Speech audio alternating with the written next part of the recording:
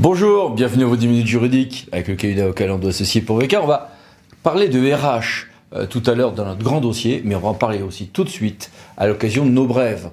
Parce qu'il y a beaucoup d'actualités en fonction publique, avec la Cour de justice de l'Union européenne qui nous dit que dans le droit de l'Union, il n'est pas interdit d'interdire le port de signes religieux sur le lieu de travail pour une administration, un arrêté sur le tronc commun de formation pour les cadres supérieurs des services publics, et un décret et un arrêté sur l'arrivée de stagiaires de seconde en stage d'observation dans les administrations. À noter aussi un guide pratique très bien fait sur la prise en charge par les employeurs publics des violences conjugales et intrafamiliales. Et un arrêté qui nous dit dans quel type d'établissement public de santé les directeurs des ESSMS de la fonction publique hospitalière peuvent exercer les fonctions de directeur, et une circulaire sur l'accompagnement des agents publics mobilisés pendant les JO de 2024. Contrat maintenant, gros volet aussi en matière de contrat. Alors, en cours de passation d'une DSP, est-ce que quand il y a une fuite informatique qui fait que tout d'un coup un des candidats a une information sur l'offre de l'autre, est-ce que on peut s'en sortir en disant hop hop hop, on arrête tout et on va considérer que les offres intermédiaires, pas les offres finales produites par ces deux candidats avant qu'il y ait la fuite informatique, c'est les bonnes et c'est là-dessus qu'on va juger. Réponse du TED de Paris qui reprend une ancienne jurisprudence du Conseil d'État déjà en ce sens. Oui, si on était quasiment vraiment en voie d'offre finale. Bon.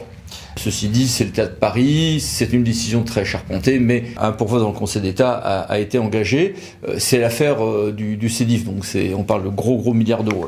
Contrat toujours, confirmation que oui, pour les rajustements au nom de la force majeure en période de Covid, il fallait vraiment faire un examen rigoureux au cas par cas. En cas de contrat, on peut dans certains cas aller voir le juge du contrat pour lui dire nonobstant le principe de loyauté dans les relations contractuelles, est-ce que, monsieur le juge, tu pourrais pas me dire si, à ton avis, le contrat en question, là, il serait pas un petit peu nul et d'une telle nullité que le contrat disparaît? Et voilà, ça s'appelle un recours Bézier 1.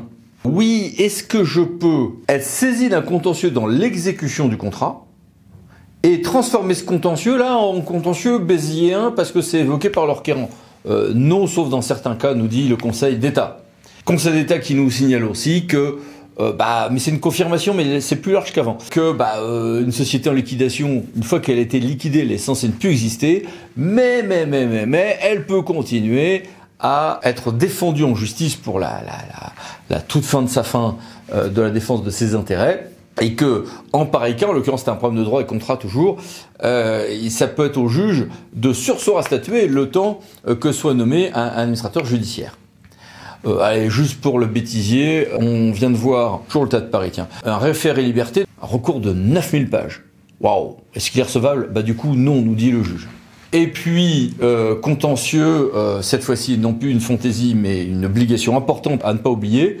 On savait déjà que dans certains contentieux, référé contractuel, urbanisme, on doit notifier les recours, et ça sera désormais le cas, là, au 1er janvier prochain, en matière d'autorisations environnementales. Je vous ai mis à l'écran quelques précisions complémentaires.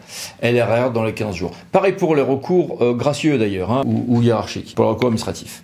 Et puis, nouvel arrêt de la Cour des comptes. Donc, vous savez, depuis le 1er janvier dernier, on a une nouvelle responsabilité unifiée des ordonnateurs et des comptables, et c'est assez important. Et on a eu une 5e grande décision rendue par la Cour des comptes en ce domaine, et qui est intéressante parce qu'elle nous traite de la faute de gestion, pour lesquels il y a une interaction entre les différents paramètres. Il faut qu'il y ait une faute de gestion et un préjudice financier significatif. Ouais, d'accord. Est-ce que l'un peut interagir avec l'autre? Est-ce que l'importance du préjudice financier peut être également un indice de la gravité de la faute? Oui, nous dit la Cour des comptes. Et puis, 3 décrets très attendus, on en avait parlé ensemble, en matière de zéro artificialisation nette, ZAN, ont été, ça y est, publiés. Ça sera notre grand dossier dans une semaine. Avec, dans la foulée, un guide très bien fait, très pédagogique, fait par l'État, avec quelques précisions d'ailleurs supplémentaires qui n'étaient pas dans le décret. Voici ici les références de téléchargement. Et dans cette semaine décidément très environnementale, on a eu enfin l'énoncé de notre stratégie nationale biodiversité. Le verre à moitié plein, c'est qu'il y a beaucoup de choses. Le verre à moitié vide, en tout cas pour les juristes, c'est qu'il n'y a pas de cadre juridique contraignant, même pas un décret, pour adopter tout ceci, sans doute par peur d'exception d'illégalité. Un gros volet aussi de violence intrafamiliale, on en a parlé un petit peu tout à l'heure pour un guide pour la protection et l'information des agents. Eh bien, cette information est complétée par le décret sur l'institution de pôles spécialisés en matière de violence intrafamiliale au sein des tribunaux judiciaires, cour d'appel, et la publication des décrets également sur l'aide universelle d'urgence, dans certains cas des prêts, dans certains cas une aide financière, pour les victimes de violences conjugales. Et puis alors, beaucoup de mini-brèves aussi, que voici, et que voilà, et que voici encore. Et on arrête avec ça. Mais passons maintenant à notre grand dossier, RH, attractivité et fidélisation, de nouvelles équations. Alors, comment fidéliser les agents? On a signé des conventions, le ministre Guérini en a signé il y a moins d'un mois, il y a 15 jours. Travail sur l'attractivité, la fidélisation des agents, l'accueil, le mentorat, beaucoup de choses. Au-delà de ces dispositifs très nombreux, j'ai voulu poser des questions à deux DRH, l'un qui préside l'association des DRH des grandes collectivités et l'autre qui dirige l'association des DRH pendantes, mais pour le monde des établissements publics de santé. Bonjour monsieur le directeur. Bonjour. Bonjour. On va commencer avec vous monsieur Le Caillé. Comment améliorer l'attractivité des carrières publiques, bon, vous êtes dans le monde territorial, de telle ou telle collectivité en particulier? Et je crois que votre association a particulièrement planché sur cette question. Alors l'attractivité, c'est évidemment une question qui nous intéresse au premier chef. Nous, collectivités territoriales, aussi bien que voilà, toute la fonction publique et même le secteur privé. C'est clairement une inversion du marché du travail, puisque désormais, c'est à nous de convaincre et de séduire les candidats plutôt que l'inverse. C'est une démarche assez nouvelle qui nécessite de la part des collectivités territoriales d'interroger leur cadre de rémunération, d'interroger la façon dont elles communiquent, la façon dont elles parlent tout simplement de leur métier. Ça, c'est pour la dimension attractivité et pour la dimension fidélisation aussi.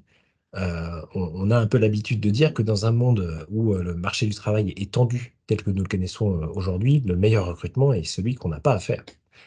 Puisque quand on a un agent qui part, ça veut dire qu'on a des délais de recrutement qui, contrairement à ce qu'on pense, ne sont pas beaucoup plus longs que ce qu'on a dans le privé.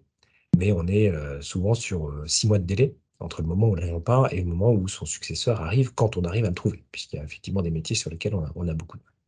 Donc on essaie vraiment de marcher sur ces deux jambes et d'envoyer des signaux, en quelque sorte, au marché du travail pour à la fois attirer des nouveaux candidats, des nouvelles candidates, et puis passer aussi le message en interne à ceux qu'on veut garder, qu'on a aussi des choses à leur proposer pour faciliter leur vie au travail, valoriser davantage financièrement notamment leurs activités, ou travailler différemment la question des cycles de travail. Et comment rendre plus attractives les carrières publiques, notamment cette fois-ci dans la fonction publique hospitalière, où là je crois que le cadre a un peu évolué? Pour l'hospitalière, on a beaucoup de chance, entre guillemets, parce qu'on a su tirer les leçons du Covid avec le Ségur de la santé et on a su rendre plus attractif, notamment sur l'angle de l'accès à la carrière et sur la question de la rémunération, les carrières de la fonction publique hospitalière. Il reste beaucoup de chantiers à mettre en œuvre. Je pense notamment à la formation tout au long de la vie, à la question du déroulement des carrières, à la question du contenu des postes et notamment un point qui est fondamental pour nous, faire aux gens ce pourquoi ils ont été formés et cesser de leur faire des tâches administratives, logistiques ou techniques lorsqu'ils sont soignants et parfois des tâches qui sont extrêmement répétitives et très chronophages. Et quel retour positif sur expérience avez-vous des politiques conduites pour rendre tel ou tel employeur individuellement, cette fois-ci pas la fonction publique dans son ensemble, mais tel ou tel employeur individuellement, comment le rendre plus attractif? Les retours les plus positifs en matière de développement de l'attractivité et de la fidélisation des établissements publics de santé va tourner autour de 3 concepts. Un premier, la question de la marque employeur et la capacité à rendre les établissements intéressants et visibles de nos candidats. La deuxième va être de simplifier la façon qu'on a de rentrer à l'hôpital, pouvoir trouver des informations rapides sur les postes disponibles, pouvoir contacter des professionnels pour échanger sur les conditions de travail et sur le fonctionnement de l'établissement, et ensuite pouvoir être accompagné dans sa prise de poste par ce qu'on appelle les processus d'onboarding. Deuxième axe, tout ce qui va tourner autour de la qualité de vie au travail. Apporter des outils de conciliation entre vie personnelle et vie professionnelle à tous les collaborateurs. C'est un sujet extrêmement complexe à l'hôpital parce que d'un côté, nous avons une continuité des soins à assurer avec un fonctionnement des unités qui tourne pour la plupart 24 heures sur 24 et de l'autre, la conciliation nécessaire que nous devons avoir avec la vie que les collaborateurs ont à l'extérieur. Et donc, nous devons trouver des outils pour allier les deux. D'où, troisième sujet, nos outils en matière d'optimisation des organisations, mettre en place une politique de compensation de l'absentéisme qui se base sur des ressources pérennes et solides, mettre en place une organisation des métiers et des tâches dans les unités qui donne à chaque type de professionnel, à chaque métier, des fonctions qui correspondent à ses aspirations et à sa formation initiale. Et puis, bien sûr, troisième, pouvoir avoir des carrières qui se déroulent dans l'établissement. Revenons à la territoriale, mais avec la même question. Comment fidéliser les agents, y compris par des évolutions quant aux modalités de travail, des tâches assignées et autres? Alors sur le temps de travail, ce qui a beaucoup changé la donne et qui a, je pense, considérablement aussi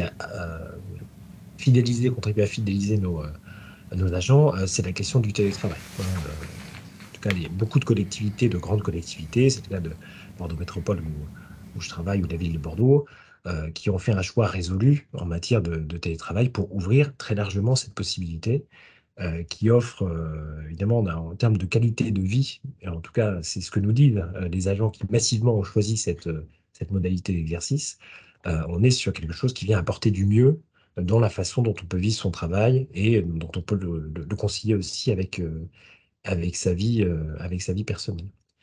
Sur le contenu du travail et sur le cycle, là aussi, on a des choses intéressantes et nouvelles. Alors, au sein de l'association des DRH des grandes collectivités territoriales, on a des collègues, je pense par exemple à la métropole de Lyon, qui se lancent dans des expérimentations aussi de travail sur 4 jours, d'expérimentation pour voir ce que ça produit, voir si effectivement c'est un modèle qui est choisi par les agents et qui rencontre effectivement des besoins. En tout cas, ce qu'on constate, c'est que on en parle beaucoup et que voilà, c'est quelque chose qui suscite un intérêt de la part des candidats. Donc, peut-être encore trop tôt pour voir si ça va se traduire par des recrutements plus faciles. En tout cas, ce que souhaitent aujourd'hui les grandes collectivités, c'est d'avoir les moyens et la liberté, en quelque sorte, d'expérimenter dans un cadre qui reste quand même contraint, qui est celui des 1607 heures, hein, bien sûr, mais de pouvoir expérimenter des modalités un peu différentes. Et retour à l'FPH, quid des politiques de fidélisation des agents dans votre monde à vous?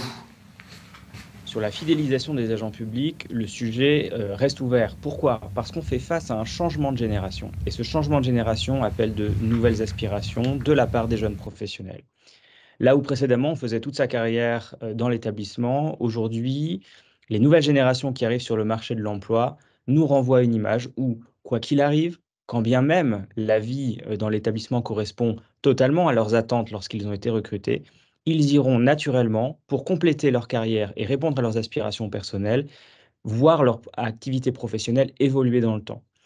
Aujourd'hui, les établissements publics de santé doivent savoir, doivent comprendre comment accompagner ces nouveaux collaborateurs en proposant des façons différentes de travailler, plusieurs modèles horaires, des modèles en 12 heures, des modèles en 7h30, des modèles de jour, des modèles de nuit, des modèles en alternance.